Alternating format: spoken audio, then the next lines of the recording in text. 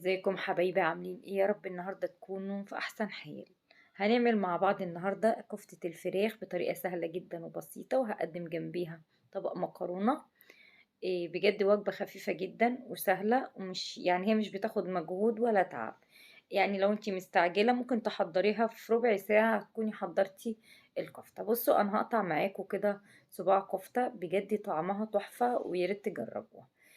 لو عجبك بقى الفيديو ما تنسيش تحطي لايك واشتراك وتفعلي الجرس. عشان ما اطولش عليكم بقى الفيديو، هنقول مع بعض المقادير بتاعة الكفتة. مقادير الكفتة بتاعتي: عندي كيلو الا ربع فراخ بانيه، وعندي معلقتين كبار بقسماط، معلقة شطة، دي حسب الرغبة، نص معلقة ملح، بابريكا، فلفل اسود، طبعا البهارات اللي انتي تحبي تحطيها، وعندي حبة خضرة صغيرين، وعندنا فلفل حار، وبصلتين صغيرين او متوسطين، وثلاث فصوص توم. في كبة عندي بقى هفرم اول حاجة البصل مع الثوم،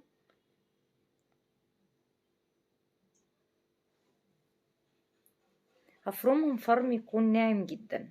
بعد كده بضيف نص معلقة ملح، وببدأ بقى افرم الفراخ بعد ما تكون البصلة ناعمت كويس عندي جدا بالثوم.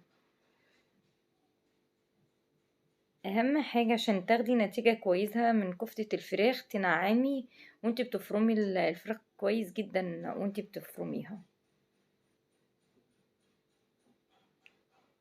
وضفنا طبعا التوابل اللي احنا هنحطها، وحطيت معلقة الفلفل الحار، لو انت حابة تستغني عنها تمام. انا فرمتهم بالشكل ده لغاية ما نعموا جدا.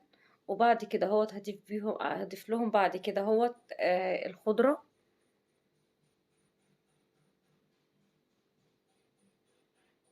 انا فضيت الكمية كلها بتاعتي بالشكل ده.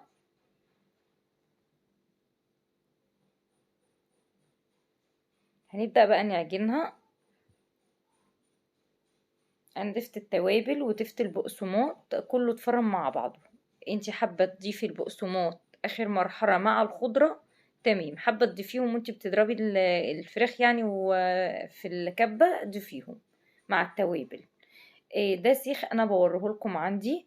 ودي يعني شوية صلصة بتاعة طماطم، ومية البصل. يعني انا عصرت بصلاية المية بتاعتها وحطيت معلقتين صلصة طماطم عليهم، وقلبتهم كويس وتبلتهم بفلفل اسود وشوية ملح كده. وبدأت اصبع عليهم، يعني بدأت ان ابل ايدي كل ما اعمل صباع كفتة بالشكل دوت، وبصبع كمية الكفتة كلها. لو انتي ما عندكيش السيخ دوت ممكن بالخلة، يعني اي حاجة متوفرة عندك ان انتي ممكن ايه تصبعي بيها الكفتة. طبعا انتي بتعملي الحجم المناسب اللي انتي حابة تعمليه.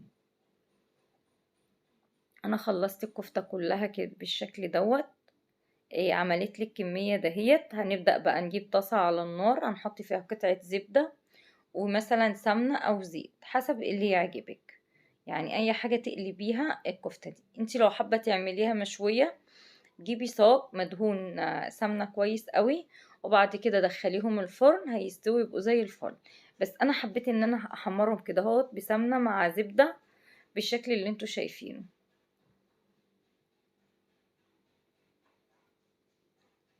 هبدأ اول ما بتاخد لون بنبدأ بقى ايه، يعني خلاص بنبدأ نقلبها. انا بحاول ان انا اقلبها على كل الجوانب بتاعتها عشان تديني لون حلو وفي نفس الوقت تستوي.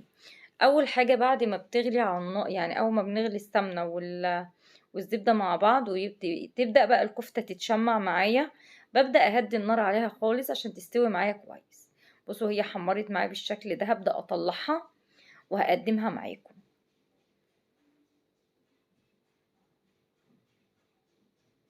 انا قدمتها بالشكل ده معاكم. ده كان طبقنا بتاع الكفتة النهاردة، وقدمنا جنبه شوية مكرونة بصلصة كده اهوت. وجبة سريعة جدا وسهلة ومش هتاخد منك اي وقت. يا ريت بقى اللي يعجبه الفيديو ما ينساش بقى يحط لايك واشتراك ويفعل الجرس. استنوني بقى الفيديو القادم. باي باي.